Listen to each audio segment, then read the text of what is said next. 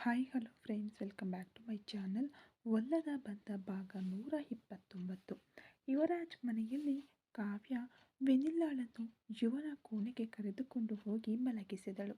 ಮುಂಜಾನೆಯೇ ಎದ್ದಿದ್ದರಿಂದ ವೆನಿಲ್ಲಾಳಿಗೆ ವಿಪರೀತ ನಿದ್ದೆ ಆವರಿಸಿತ್ತು. ಹಾಸಿಗೆಯ ಮೇಲೆ ವಾಲಿದ ತಕ್ಷಣ ವೆನಿಲ್ಲಾ ನಿದ್ರೆಗೆ ಜಾರಿದಳು. ಆ ನಂತರ ಕಾವ್ಯ ಹೊರಗೆ ಬಂದಳು. ಆಗ ಯುವರಾಜ್ ಅಥರ್ವನಿಗೆ ಫೋನ್ ಮಾಡಲು ತನ್ನ ಮೊಬೈಲ್ ತೆಗೆದುಕೊಂಡನು.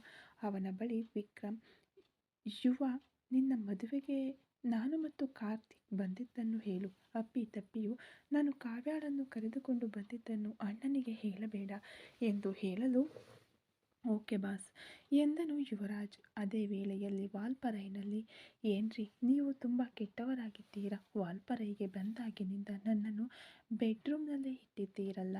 ವಾಲ್ಪರೈನಲ್ಲಿ ಸುತ್ತಾಡಿ ನೋಡಲು ಎಷ್ಟೊಂದು ಜಾಗಗಳಿವೆ, ಕರೆದುಕೊಂಡು ಹೋಗಬಹುದಲ್ಲ ಎಂದು ವಿಕ್ರಮ್ ಎಂದು ನಕ್ಷತ್ರ ಮುದ್ದಾಗಿ ಕೋಪಿಸಿಕೊಂಡಾಗ ಅಥರ್ವ ಮೆಲ್ಲನೆ ಕಣ್ಣು ಬಿಟ್ಟು ನೋಡಿದನು.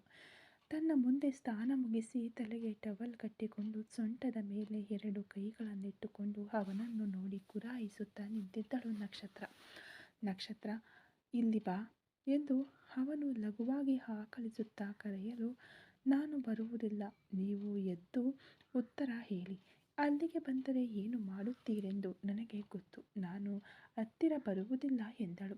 ಅಥರ್ವ ಲಘುವಾಗಿ ಸೊಂಟ ಹಿಡಿದುಕೊಂಡು, ಏನೆಂದು ಗೊತ್ತಿಲ್ಲ ನಕ್ಷತ್ರ, ನನಗೆ ತುಂಬ ನೋವಾಗುತ್ತಿದೆ, ಏನೋ ಕಚ್ಚಿದ ಹಾಗೆ ಇದೆ ಎಂದು, ಏನೆಂದು ನೋಡು, ಬಂದು ಏನೆಂದು ನೋಡು ಎಂದು ಸ್ವಲ್ಪ ಜೋರಾಗಿ ಹೇಳಲು, ಅಯ್ಯೋ ಏನಾಯಿತು ಎಂದು ಗಾಬರಿಯಿಂದ ಅವನ ಹತ್ತಿರ ಬಂದು ಹೊದಿಕೆಯನ್ನು ಸರಿಸಿ ಅವನ ಸೊಂಟವನ್ನು ನೋಡಿದಳು ನಕ್ಷತ್ರ. ಹಾಗೆಯೇ ಅವಳ ಸೊಂಟದ ಬಳಿ ಕೈಯಿಟ್ಟು ಎಳೆದು ಬೆಡ್ ಮೇಲೆ ಹಾಕಿದವನು ಅವಳನ್ನು ತನ್ನ ಕೆಳಗೆ ತಂದನು.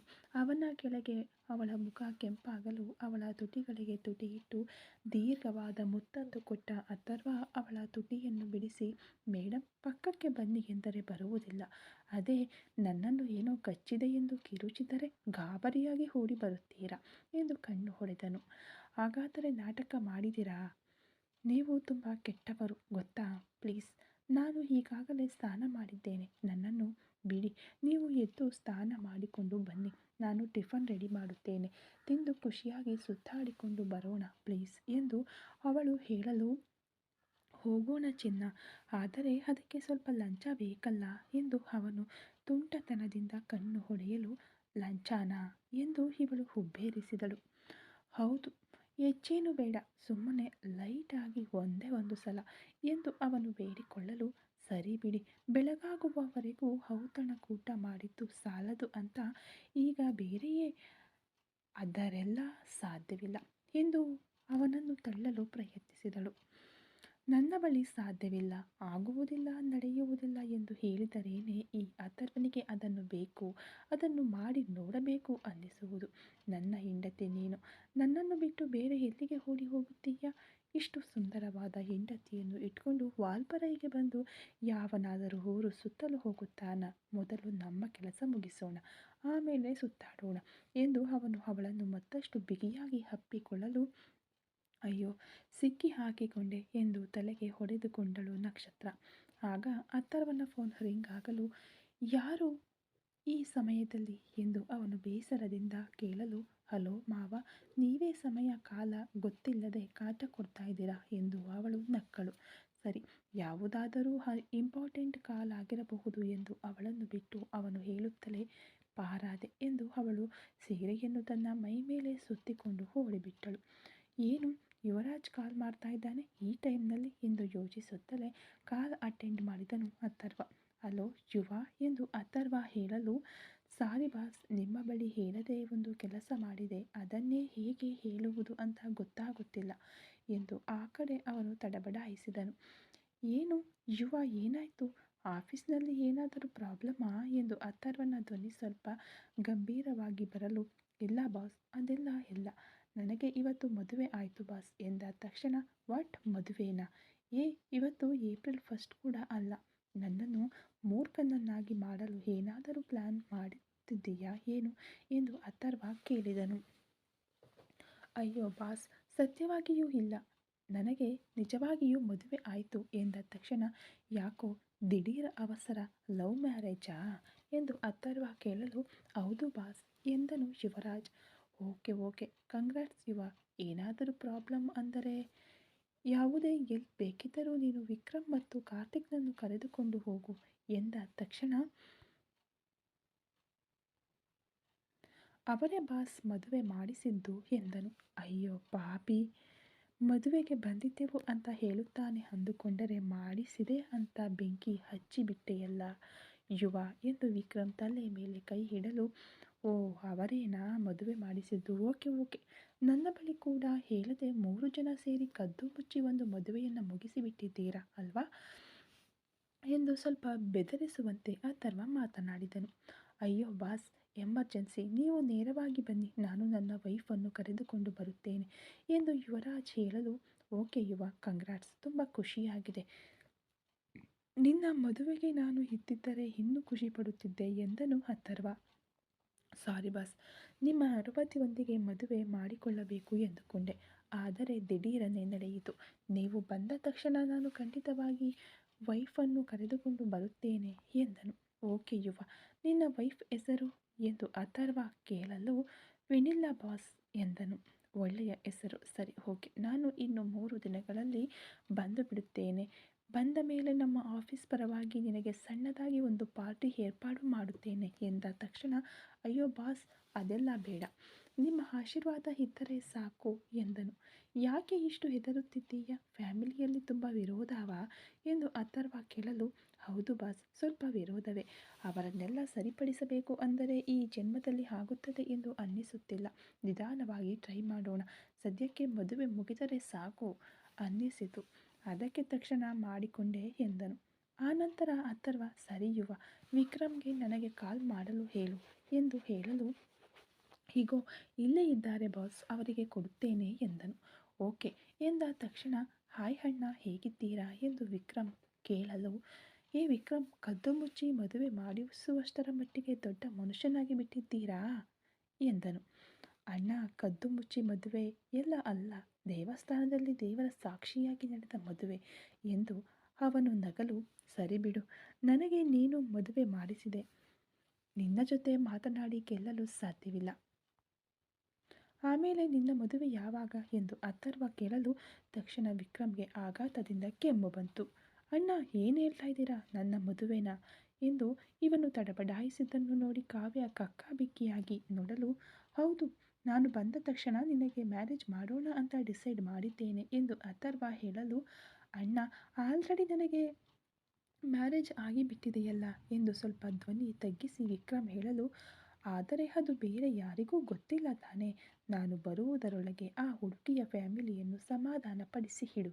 ಬಂದ ಮೇಲೆ ಶಾಸ್ತ್ರೋಕ್ತವಾಗಿ ಮಾತನಾಡಿ ನಿಮ್ಮ ಮದುವೆಯನ್ನು ನಾನು ಒಳ್ಳೆಯ ರೀತಿಯಲ್ಲಿ ಮಾಡಿಸುತ್ತೇನೆ ಎಂದು ಅಥರ್ವ ಹೇಳಲು, ಸರಿ ಅಣ್ಣ, ಥ್ಯಾಂಕ್ಸ್ ಎಂದನು ವಿಕ್ರಮ್. ಓಕೆ, ನಾನು ಈವ್ನಿಂಗ್ ಕಾಲ್ ಮಾಡುತ್ತೇನೆ ಎಂದು ಹೇಳಿ ಫೋನ್ ಇಟ್ಟವನು ಈಗ ನಕ್ಷತ್ರ ಇಷ್ಟದಂತೆ ಅವಳಿಗೆ ವಾಲ್ಪರೈಸ್ ಸುತ್ತಿ ತೋರಿಸಲು ತಯಾರಾದನು. ನಕ್ಷತ್ರ, ನಾನು ಸ್ನಾನ ಮಾಡಿಕೊಂಡು ಬರುತ್ತೇನೆ, ನೀನು ರೆಡಿಯಾಗು ಎಂದು ಹೇಳಿ ಸ್ನಾನದ ಕೋಣೆಯೊಳಗೆ ನುಗ್ಗಿದನು. ಇತ್ತ ಚೆನ್ನೈನಲ್ಲಿ, ಓಕೆ ಯುವ, ನೀನು ಇವತ್ತು ಫುಲ್ ಲೀವ್ ತೆಗೆದುಕೋ ಎಂದವನು. ನೋ, ಇವತ್ತು ಮಾತ್ರ ಅಲ್ಲ, 1 ವೀಕ್ ಲೀವ್ ತೆಗೆದುಕೋ, ನಿನ್ನ ಕೆಲಸವನ್ನು ಸೇರಿಸಿ ನಾವು ನೋಡಿಕೊಳ್ಳುತ್ತೇವೆ ಎಂದು ವಿಕ್ರಮ್ ಹೇಳಲು, ಇಲ್ಲ ಬಾಸ್, ಅದೆಲ್ಲ ಬೇಡ, ನಾನು 10 ಗಂಟೆಗೆ ಆಫೀಸ್ಗೆ ಬಂದು ಬಿಡುತ್ತೇನೆ, ಆದರೆ ಈ ಯಾಶಿಕಾ ಏನು ಮಾಡುವುದು ಎಂದು ಕೇಳಲು, ನೀನು ಏನೂ ಚಿಂತೆ ಮಾಡಬೇಡ, ಇದರ ಮೇಲೆ ಆ ಯಾಶಿಕಾ ನಿನಗೆ ಅಸಿಸ್ಟೆಂಟ್ ಮ್ಯಾನೇಜರ್ ಆಗಿ ಎಲ್ಲ ಬೇಡ, ಏಕೆಂದರೆ ಮದುವೆಯಾಗುವವರೆಗೆ ನಿನ್ನ ಮೈಂಡ್ ಸೆಟ್ ಬೇರೆ, ಆದರೆ ಈಗ ಹಾಗಿಲ್ಲ, ಇನ್ಮೇಲೆ ಅವಳು ನಿನ್ನ ಜೊತೆ ಕೆಲಸ ಮಾಡುವುದು ಸರಿಯಲ್ಲ, ಅವಳು ನಿನಗೆ ಏನಾದರೂ ಮಾಡಲು ಪ್ಲ್ಯಾನ್ ಮಾಡುತ್ತಾಳೆ, ಅವಳನ್ನು ನಾನು ಡೀಲ್ ಮಾಡುತ್ತೇನೆ, ಇನ್ಮೇಲೆ ಯಾಶಿಕಾಳ ಬಗ್ಗೆ ನೀನು ಯೋಚಿಸಲೇಬೇಡ, ಅವಳು ಮಾಡಿದ್ದಕ್ಕೆಲ್ಲ ಬಡ್ಡಿ ಸಮೇತ ಅವಳಿಗೆ ಏನು ಮಾಡಬೇಕು ಅದನ್ನು ಭರ್ಜರಿಯಾಗಿ ಮಾಡೋಣ, ಇನ್ಮೇಲೆ ನಿನ್ನ ಸಂಪೂರ್ಣ ಏಕಾಗ್ರತೆ ವೆನಿಲ್ಲಾಳ ಮೇಲೆ ಮಾತ್ರ ಇರಬೇಕು, ಅರ್ಥವಾಯ್ತಾ ಎಂದವನು. ಸರಿ, ನಿಮಗೆಲ್ಲ ಹೋಟೆಲ್ನಲ್ಲಿ ಫುಡ್ ಆರ್ಡರ್ ಮಾಡಿದ್ದೇನೆ, ಇನ್ನು ಸ್ವಲ್ಪ ಹೊತ್ತಿನಲ್ಲಿ ಬಂದು ಬಿಡುತ್ತದೆ, ನೀವೆಲ್ಲ ತಿಂದು ರೆಸ್ಟ್ ಮಾಡಿ, ಆಮೇಲೆ ಕಾವ್ಯಾಳಿಗೆ ಕಾಲೇಜ್ ಟೈಮ್ ಆಗುತ್ತದೆ, ನಾನು ಕರೆದುಕೊಂಡು ಹೋಗುತ್ತೇನೆ ಎಂದನು. ಕಾರ್ತಿಕ್, ನೀನು ತಿಂದುಕೊಂಡು ಬಾ, ನಾನು ಕಾವ್ಯಾಳನ್ನು ಡ್ರಾಪ್ ಮಾಡಿಬಿಟ್ಟು ಆಫೀಸ್ಗೆ ಬರುತ್ತೇನೆ ಎಂದನು ವಿಕ್ರಮ್. ಓಕೆ ಬಾಸ್ ಎಂದು ಕಾರ್ತಿಕ್ ಹೇಳಲು ಕಾವ್ಯ ಕೂಡ ಅವರ ಬಳಿ ಹೇಳಿಬಿಟ್ಟು ಹೊರಟಳು. ಕಾವ್ಯಳನ್ನು ಕರೆದುಕೊಂಡು ಅಲ್ಲಿಂದ ಹೊರಟನು ವಿಕ್ರಮ್. ಮೋಡಗಳು ಕೆಳಗಿಳಿದು ಹಸಿರು ಹೊದಿಕೆ ಹೊತ್ಕೊಂಡಿರುವಂತಹ ಚಹಾ ತೋಟಗಳಿಗೆ ಮುತ್ತಿಡುತ್ತಿರುವ ಸುಂದರ ವಾಲ್ಪರೈನ ಮುಂಜಾನೆ ಅದು. ಮಂಜು ಇನ್ನೂ ಸಂಪೂರ್ಣವಾಗಿ ಕರಗಿರಲಿಲ್ಲ. ತಂಪಾದ ಗಾಳಿ ಕಿಟಕಿಯ ಮೂಲಕ ಒಳನುಗ್ಗಿ ಕೊಠಡಿಯನ್ನು ಸ್ಪರ್ಶಿಸುತ್ತಿತ್ತು. ಅಥರ್ವ ಸ್ನಾನ ಮುಗಿಸಿ ಶುದ್ಧ ಬಿಳಿಯ ಬಣ್ಣದ ಶರ್ಟ್ ಮತ್ತು ನೀಲಿ ಬಣ್ಣದ ಜೀನ್ಸ್ ಪ್ಯಾಂಟ್ ಧರಿಸಿ ಕನ್ನಡಿಯ ಮುಂದೆ ನಿಂತಿದ್ದನು. ಅವನ ಹುರಿಗಟ್ಟಿದ ದೇಹ ಸಿರಿಗೆ ಆ ಬಿಳಿ ಶರ್ಟ್ ಇನ್ನಷ್ಟು ಗಾಂಭೀರ್ಯವನ್ನು ನೀಡಿತ್ತು. ಅದೇ ಸಮಯದಲ್ಲಿ ನಕ್ಷತ್ರ ತನ್ನ ಉದ್ದನೆಯ ಕೂದಲನ್ನು ಸುಂದರವಾಗಿ ಕಟ್ಟಿಕೊಂಡು ಜರಿ ಅಂಚುಳ್ಳ ನೀಲಿ ಬಣ್ಣದ ರೇಷ್ಮೆ ಸೀರೆಯುಟ್ಟು ಅದಕ್ಕೆ ಒಪ್ಪುವ ಆಭರಣಗಳನ್ನು ಧರಿಸಿ ದೇವತೆಯಂತೆ ಬಂದು ನಿಂತಳು. ಅವಳ ಸೌಂದರ್ಯಕ್ಕೆ ಕೆಲವು ಕ್ಷಣ ಮೈ ಮರೆತು ನಿಂತ ಅಥರ್ವ ಮೆಲ್ಲನೆ ಅವಳ ಹತ್ತಿರ ಬಂದು ಅವಳ ಸೊಂಟವನ್ನು ಬಳಸಿ ಹಿಡಿದನು. ಏನ್ರಿ, ಹೊರಡೋಣವಾ? ಈಗಲಾದರೂ ನಿಮ್ಮ ವಾಲ್ಪರೈನನ್ನು ನನಗೆ ಸುತ್ತಿ ತೋರಿಸುತ್ತೀರಾ ಅಥವಾ ಇಲ್ಲೇ ಹೀಗೆಯೇ ನಿಲ್ಲುತ್ತೀವಾ ಎಂದು ನಕ್ಷತ್ರ ಅವನ ಎದೆಯ ಮೇಲೆ ಕೈಯಿಟ್ಟು ಮುದ್ದಾಗಿ ಕೇಳಿದಳು. ಆಹಾಹಾ, ಈ ಅಥರ್ವ ಒಂದು ಸಲ ಹೇಳಿದರೆ ಹೇಳಿದ ಹಾಗೆ ಮೇಡಮ್. ಇವತ್ತು ಈ ವಾಲ್ಪರೈನಲ್ಲಿರುವ ಎಲ್ಲ ಸುಂದರ ತಾಣಗಳು ನಿನ್ನ ಸೌಂದರ್ಯವನ್ನು ನೋಡಿ ಹೊಟ್ಟೆ ಕಿಚ್ಚು ಪಡಲಿವೆ. ಹೋಗೋಣವಾ ನನ್ನ ಚಿನ್ನ ಎಂದು ಅವಳ ಹಣೆಗೆ ಮುತ್ತಿಟ್ಟು ಅವಳ ಮೃದುವಾದ ಕೈಗಳನ್ನು ಹಿಡಿದುಕೊಂಡು ಕಾರಿನತ್ತ ನಡೆದನು. ವಾಲ್ಪರೈ ಚಹಾ ತೋಟ ಅವರ ಪ್ರಯಾಣದ ಮೊದಲ ನಿಲ್ದಾಣವಾಗಿತ್ತು. ವಾಲ್ಪರೈ ಚಹಾ ತೋಟ ಕಣ್ಣು ಹಾಯಿಸಿದಷ್ಟು ದೂರ ಹಚ್ಚ ಹಸಿರಿನಿಂದ ಕಂಗೊಳಿಸುತ್ತಿದ್ದ ಪ್ರದೇಶವದು. ಅಂಕುಡೊಂಕಾಗಿ ಸಾಗುವ ಆ ಬೆಟ್ಟದ ದಾರಿಯ ಎರಡೂ ಬದಿಯೂ ಅಚ್ಚುಕಟ್ಟಾಗಿ ಕತ್ತರಿಸಿ ನಿರ್ವಹಿಸಲಾದ ಚಹಾ ಗಿಡಗಳು ಹಸಿರು ರತ್ನಗಂಬಳಿ ಹಾಸಿದಂತೆ ಕಾಣುತ್ತಿದ್ದವು. ಮಂಜಿನ ಹನಿಗಳು ಆ ಎಲೆಗಳ ತುದಿಯಲ್ಲಿ ವಜ್ರದ ಹರಳುಗಳಂತೆ ಹೊಳೆಯುತ್ತಿದ್ದವು. ಕಾರನ್ನು ಒಂದು ಬದಿಗೆ ನಿಲ್ಲಿಸಿ ಅಥರ್ವ ಮತ್ತು ನಕ್ಷತ್ರ ಕೈ ಹಿಡಿದುಕೊಂಡು ಆ ರಸ್ತೆಯಲ್ಲಿ ಮೆಲ್ಲನೆ ನಡೆದರು. ಮಂಜಿನ ಚಳಿ ನಕ್ಷತ್ರಳನ್ನು ಲಘುವಾಗಿ ನಡುಗಿಸಿದಾಗ ಅಥರ್ವ ಅವಳ ಕೈಯನ್ನು ಇನ್ನಷ್ಟು ಬಿಗಿಯಾಗಿ ಹಿಡಿದುಕೊಂಡನು. ನಕ್ಷತ್ರ, ಹೇಗಿದೆ ಈ ಜಾಗ ಎಂದು ಅಥರ್ವ ಅವಳ ಮುಖವನ್ನು ನೋಡಿ ಕೇಳಲು ನಕ್ಷತ್ರ ಪ್ರಕೃತಿಯ ಸೌಂದರ್ಯವನ್ನು ಆಸ್ವಾದಿಸುತ್ತಾ, ವಾವ್, ನಿಜವಾಗಿಯೂ ಸ್ವರ್ಗದಂತಿದೆ ರೀ. ಈ ಶುದ್ಧವಾದ ಗಾಳಿ, ಮಂಜು ಮನಸ್ಸಿಗೆ ಎಷ್ಟೊಂದು ನೆಮ್ಮದಿ ಕೊಡುತ್ತಿದೆ ಎಂದಳು. ಅಥರ್ವ ಅವಳ ಕೈಗಳನ್ನು ಹಿಡಿದುಕೊಂಡೇ, ಈ ಪ್ರಪಂಚದಲ್ಲಿರುವ ಯಾವುದೇ ಸುಂದರವಾದ ಜಾಗವು ನನ್ನ ನಕ್ಷತ್ರ ಮುಂದೆ ಕಮ್ಮಿನೇ ಎಂದು ಅವಳ ಕಣ್ಣುಗಳನ್ನು ನೇರವಾಗಿ ನೋಡಿ ಹೇಳಲು ನಕ್ಷತ್ರ ನಾಚಿಕೆಯಿಂದ ತನ್ನ ಮುಖವನ್ನು ತಿರುಗಿಸಿಕೊಂಡಳು. ಪ್ರೀತಿಯ ಬಿಸಿ ಆ ಮಂಜಿನ ಚಳಿಯನ್ನು ಮೀರಿ ಅವರಿಬ್ಬರನ್ನು ಆವರಿಸಿಕೊಂಡಿತ್ತು. ಭೋರ್ಗರೆಯುವ ವಾಲ್ಪರೈ ಜಲಪಾತ ಚಹಾ ತೋಟವನ್ನು ದಾಟಿ ಕಾಡಿನ ಮಧ್ಯೆ ಪ್ರಯಾಣಿಸಿ ಅವರು ಮುಂದಾಗಿ ತಲುಪಿದ ಜಾಗ ವಾಲ್ಪರೈ ಅತಿರಪಿಲ್ಲಿ ಜಲಪಾತ. ದಟ್ಟವಾದ ಮರಗಳ ನಡುವೆ ನೂರಾರು ಅಡಿ ಎತ್ತರದಿಂದ ಬಂಡೆಗಳ ಮೇಲೆ ಅಪ್ಪಳಿಸಿ ಬೆಳ್ಳಿಯನ್ನು ಕರಗಿಸಿ ಸುರಿದಂತೆ ಭೋರ್ಗರೆಯುತ್ತಾ ಧುಮುಕುತ್ತಿತ್ತು ಆ ಬೃಹತ್ ಜಲಪಾತ. ನೀರು ಬಂಡೆಗಳಿಗೆ ಅಪ್ಪಳಿಸಿ ಸಿಡಿಯುವಾಗ ಏಳುವ ಆ ತುಂತುರು ಗಾಳಿ ಆ ಇಡೀ ಜಾಗವನ್ನೇ ಒಂದು ಮಂಜಿನ ಲೋಕವನ್ನಾಗಿ ಬದಲಾಯಿಸಿತ್ತು. ಜಲಪಾತದ ಹತ್ತಿರವಿದ್ದ ಮರದ ತಡೆಗೋಡೆಯ ಮುಂದೆ ಇಬ್ಬರು ಬಂದು ನಿಂತರು. ನೀರಿನ ಭೋರ್ಗರೆತದ ನಡುವೆ ನಕ್ಷತ್ರ ಆಶ್ಚರ್ಯದಿಂದ ಆ ಸೌಂದರ್ಯವನ್ನು ನೋಡುತ್ತಿದ್ದಾಗ ಅಥರ್ವ ಅವಳ ಹಿಂದಿನಿಂದ ಬಂದು ಅವಳನ್ನು ತಬ್ಬಿ ಅಪ್ಪಿಕೊಂಡನು. ಏನ್ರಿ, ನೀರು ಮೇಲಿಂದ ಬೀಳುವ ಶಬ್ದ ಎಷ್ಟು ಭಯಂಕರವಾಗಿಯೂ ಅದೇ ಸಮಯದಲ್ಲಿ ಎಷ್ಟು ಸುಂದರವಾಗಿಯೂ ಇದೆ ಅಲ್ವಾ ಎಂದು ನಕ್ಷತ್ರ ಅವನ ಕೈಗಳ ಮೇಲೆ ತನ್ನ ಕೈಗಳನ್ನಿಟ್ಟು ಹೇಳಿದಳು. ಹೌದು ನಕ್ಷತ್ರ, ಆದರೆ ಈ ಜಲಪಾತದ ವೇಗಕ್ಕಿಂತ ನಿನ್ನನ್ನು ನೋಡುವಾಗ ನನ್ನ ಎದೆಯಲ್ಲಿ ಉಕ್ಕುವ ಪ್ರೀತಿಯ ವೇಗ ತುಂಬ ಹೆಚ್ಚು ಎಂದು ಅಥರ್ವ ಅವಳ ಕಿವಿಯ ಬಳಿ ಪಿಸುಗುಟ್ಟಲು ನಕ್ಷತ್ರ ರೋಮಾಂಚನಗೊಂಡಳು. ಅವಳ ತುಟಿಗಳಲ್ಲಿ ನಗು ಹರಳಲು ಇಬ್ಬರೂ ಆ ಸುಂದರ ಜಲಪಾತದ ಹಿನ್ನೆಲೆಯಲ್ಲಿ ಒಬ್ಬರನ್ನೊಬ್ಬರು ಆಳವಾಗಿ ನೋಡಿಕೊಳ್ಳುತ್ತಾ ತಮ್ಮ ಪ್ರೀತಿಯನ್ನು ಮೌನವಾಗಿ ಹಂಚಿಕೊಂಡರು. ಮೋಡಗಳ ತೊಟ್ಟಿಲು, ನಲ್ಲಮುಡಿ ವ್ಯೂ ಪಾಯಿಂಟ್. ಮುಂದಾಗಿ ಅವರು ಹೋಗಿದ್ದು ವಾಲ್ಪರೈನ ಅತ್ಯಂತ ಎತ್ತರವಾದ ಮತ್ತು ಪ್ರಸಿದ್ಧವಾದ ನಲ್ಲಮುಡಿ ವ್ಯೂ ಪಾಯಿಂಟ್ಗೆ. ಅಲ್ಲಿಗೆ ಹೋದ ತಕ್ಷಣ ಸುತ್ತಲಿದ್ದ ಪರ್ವತ ಶಿಖರಗಳೆಲ್ಲವೂ ದಟ್ಟವಾದ ಬಿಳಿ ಮೋಡಗಳಿಂದ ಆವೃತವಾಗಿದ್ದವು. ಬೆಟ್ಟಗಳ ಸಂದಿಯಿಂದ ಮೋಡಗಳು ಮೆಲ್ಲನೆ ಮೇಲೇಳುತ್ತಾ ಬಂದು ಅವರನ್ನೇ ಸುತ್ತುವರಿದವು. ದಟ್ಟವಾದ ಮಂಜಿನ ಗುಂಪಿನೊಳಗೆ ನಿಂತಿರುವಂತಹ ಅನುಭವ ಉಂಟಾಯಿತು. ಅಲ್ಲಿದ್ದ ಕಣಿವೆಯ ಸೌಂದರ್ಯವನ್ನು ಕಂಡು ನಕ್ಷತ್ರ, ಅಯ್ಯೋ, ಇಲ್ಲಿ ನೋಡಿರಿ, ಮೋಡಗಳೆಲ್ಲ ನಮ್ಮ ಪಕ್ಕದಲ್ಲೇ ಬಂದು ಆಟವಾಡುತ್ತಿವೆ. ನನಗೆ ಹಾಗೆ ಹಾರುತ್ತಿರುವಂತೆ ಅನ್ನಿಸುತ್ತಿದೆ ಎಂದು ಕೈಗಳನ್ನು ಚಾಚಿ ಮಗುವಿನಂತೆ ಕುಣಿದಾಡಿದಳು. ಅವಳ ಆ ಅಪಾರ ಸಂತೋಷವನ್ನು ಕಂಡ ಅಥರ್ವನೊಳಗೆ ಪ್ರೀತಿ ಉಕ್ಕಿ ಬಂತು. ಒಮ್ಮೆಲೆ ಅವಳ ಹತ್ತಿರ ಬಂದವನು ಅವಳ ಅನುಮತಿಯನ್ನೂ ಕೇಳದೆ ಅವಳ ಸೊಂಟದ ಕೆಳಗೆ ಮತ್ತು ಭುಜದ ಕೆಳಗೆ ಕೈಗಳನ್ನು ಕೊಟ್ಟು ಅವಳನ್ನು ಹಾಗೆಯೇ ತನ್ನೆರಡು ಕೈಗಳಲ್ಲಿ ಎತ್ತಿಕೊಂಡನು. ಏಯ್, ಏನ್ರಿ ಇದು, ಬಿಡಿ, ಯಾರಾದರೂ ನೋಡ್ತಾರೆ ಎಂದು ನಕ್ಷತ್ರ ಗಾಬರಿಯಿಂದಲೂ ಖುಷಿಯಿಂದಲೂ ಅವನ ಕುತ್ತಿಗೆಯನ್ನು ಬಿಗಿದಪ್ಪಿಕೊಳ್ಳಲು, ಯಾರು ನೋಡಿದರೇನೋ, ನನ್ನ ಹೆಂಡತಿಯನ್ನು ನಾನು ಎತ್ತಿಕೊಂಡಿದ್ದೇನೆ ಎಂದು ಅಥರ್ವ ಅವಳನ್ನು ತನ್ನ ಎದೆಗವಚಿಕೊಂಡು ಆ ಮೋಡಗಳ ಮಧ್ಯೆ ಪ್ರೀತಿಯಿಂದ ನಿಂತನು. ಅವಳ ರೇಷ್ಮೆ ಸೀರೆಯ ಸೆರಗು ಗಾಳಿಯಲ್ಲಿ ಹಾರಾಡುತ್ತಿರಲು ಮೋಡಗಳ ಮಧ್ಯೆ ಅವರಿಬ್ಬರು ಮಾತ್ರ ವಾಸಿಸುವ ಒಂದು ಪ್ರತ್ಯೇಕ ಲೋಕವಾಗಿ ಆ ಜಾಗ ಬದಲಾಯಿತು. ಶೋಲಾಯರ್ ಡ್ಯಾಮ್ ವ್ಯೂ ಪಾಯಿಂಟ್.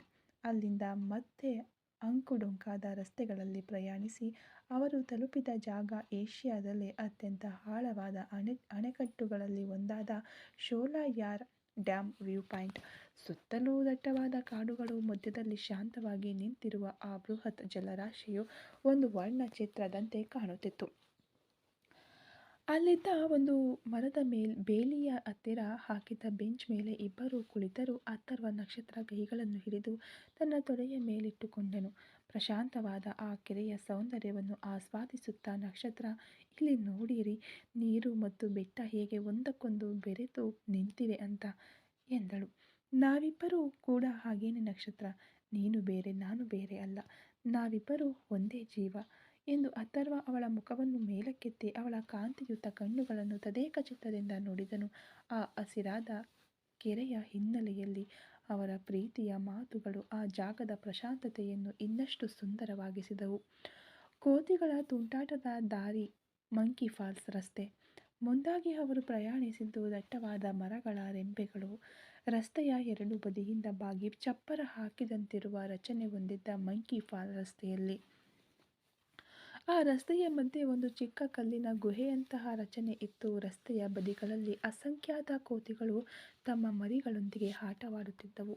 ಕಾರನ್ನು ನಿಲ್ಲಿಸಿ ಆ ಸುಂದರವಾದ ರಸ್ತೆಯ ಬದಿಯಲ್ಲಿ ಇಬ್ಬರು ಅಡ್ಡಾಡಿದರು. ನಕ್ಷತ್ರ ಅಲ್ಲಿದ್ದ ಕೋತಿ ಮರಿಗಳ ತುಂಟಾಟಗಳನ್ನು ನೋಡಿ, ಅಯ್ಯೋ, ಅಲ್ಲಿ ನೋಡಿರಿ, ಆ ತುಂಟ ಮರಿ ಎಷ್ಟು ಮುದ್ದಾಗಿ ತನ್ನ ಅಮ್ಮನ ಹಿಂದೆ ಓಡುತ್ತಿದೆ ಅಂತ ಎಂದು ಕೈ ತೋರಿಸಿ ನಕ್ಕಳು. ಅಥರ್ವ ಅವಳ ಸೊಂಟವನ್ನು ಬಳಸಿ ಹಿಡಿದು ತನ್ನ ಎದೆಗವಚಿಕೊಂಡು, ಆ ಮರಿ ಮಾಡುವ ತುಂಟಾಟದ ಹಾಗೇನೆ ನಮ್ಮ ಪುಟ್ಟ ಪಾಪು ಬಂದಾಗಲೂ ಮಾಡುತ್ತೆ ಎಂದು ಅವಳ ಮೂಗನ್ನು ಮುಟ್ಟಿ ರೇಗಿಸಲು ನಕ್ಷತ್ರ ಅವನ ಎದೆಗೆ ಮುದ್ದಾಗಿ ಒಂದು ಗುದ್ದು ಕೊಟ್ಟಳು.